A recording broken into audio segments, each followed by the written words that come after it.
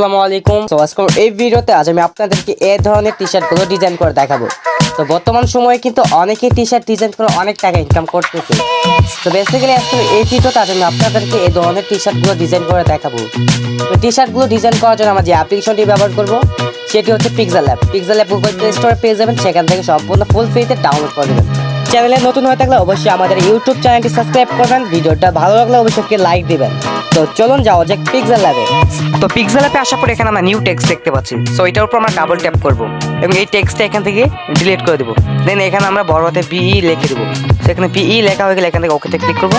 এখন এটার ফন্টটা এবং কালারটা চেঞ্জ করবো। সো এখান থেকে অপশনে ক্লিক করবো, অ্যান্ড এখান থেকে কালারে ক্লিক করবো।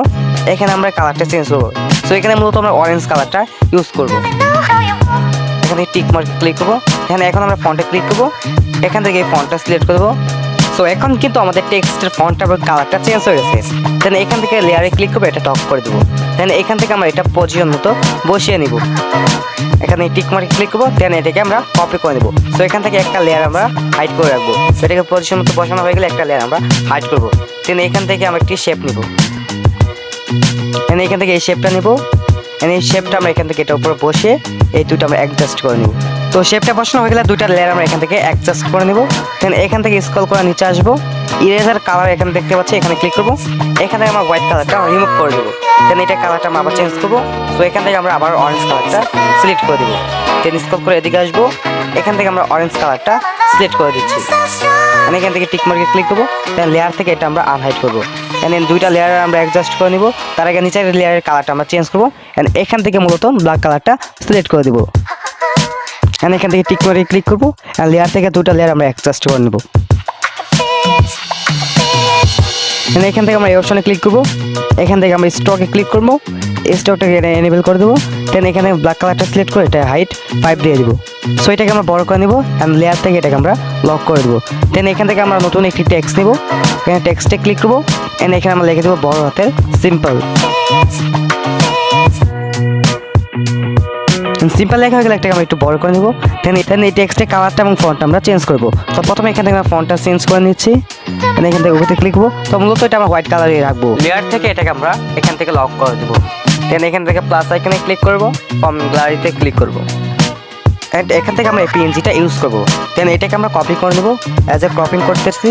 অ্যাজ কপি করা হয়ে গেলে আমরা এখান থেকে টিক মার্কে ক্লিক করবো। দেন এটাকে আমরা পজিশন তো বসিয়ে এখানে কিছু আমরা শেপ ইউজ করবো। সো এখান থেকে শেপে ক্লিক করবো। শেপটা আমরা এই লেয়ারের উপর বসিয়ে দিব। সো এখান থেকে মূলত আমরা 3টা শেপ ইউজ করবো। সেগুলোকে আমরা কপি করে এইটার উপরে আমরা বসিয়ে নিব। দেন এখান থেকে লেয়ারে ক্লিক করবো এবং 4টা লেয়ার আমরা অ্যাডজাস্ট করে নিব। 4টা লেয়ার অ্যাডজাস্ট করে একটা করা হয়ে গেলে আমরা এখান থেকে ইরেজার কালারে ক্লিক করবো। অ্যান্ড এখান থেকে আমরা হোয়াইট কালারটা রিমুভ করে দেবো। অ্যান্ড এখান থেকে টিক মার্কে ক্লিক করবো। অ্যান্ড এখান থেকে আমরা এটা পজিশন মতো বসিয়ে নেব। সো আমরা ফ্রন্টের সামনে এটা বসিয়ে নেব। তো এটা ফ্রন্টের সামনে বসানো হয়ে গেলে আমরা এটাকে কপি করে নেব। এবং কপি করে এটা ফ্রন্টের পিছনে আমরা ঘুরিয়ে বসিয়ে দিব। তো এটা বসানো হয়ে গেলে আমরা এখান থেকে লেয়ারে ক্লিক করবো।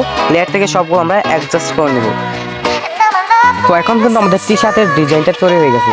তাহলে আমরা এখান থেকে প্লাস আইকনে ক্লিক করবো, ফর্ম গ্যালারিতে ক্লিক করবো। সো এখান থেকে আমরা এই টি শার্টটা নেব। তো এটাকে আমরা একটু বড় করে নেব। এটাকে পজিশন মতো বসিয়ে নেব।